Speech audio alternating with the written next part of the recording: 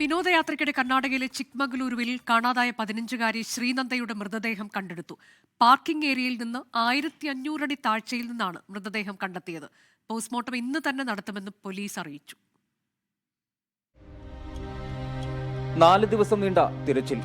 ഏറെ പ്രതീക്ഷകളോടെ കാത്തിരുന്ന കുടുംബത്തിലേക്ക് ശ്രീനന്ദയുടെ വിയോഗ വാർത്തയെത്തി. 10 മിനിറ്റ് കൊണ്ട് അപ്രത്യക്ഷയായ ശ്രീനന്ദയെ കാത്ത് മണിക്കധാര വെള്ളച്ചാട്ടത്തിന്റെ വ്യൂ പോയിന്റിൽ അമ്മയും അച്ഛനും ബന്ധുക്കളും കാത്തിരുന്നത് 3 രാത്രിയും 4 പകലും. ഒടുവിൽ ഇന്നുച്ചയോടെ ആ വാർത്തയെത്തി. ശ്രീനന്ദ ഇനി തിരികെ എത്തില്ല.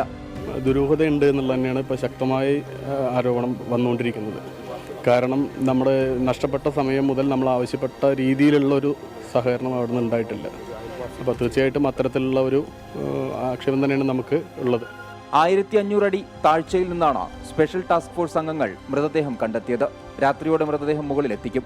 ഇന്ന് തന്നെ പോസ്റ്റ്മോർട്ടം നടത്തുമെന്നും കുടുംബത്തിന്റെ എല്ലാ ആരോപണങ്ങളും പരിശോധിക്കുമെന്നും ചിക്മംഗളൂരു SP ജിതേന്ദ്ര ദയമ അറിയിച്ചു. പോസ്റ്റ്മോർട്ടത്തിന് ശേഷം ഇന്ന് തന്നെ ബന്ധുക്കൾക്ക് മൃതദേഹം വിട്ടു നൽകും. 24 ബംഗളൂരു.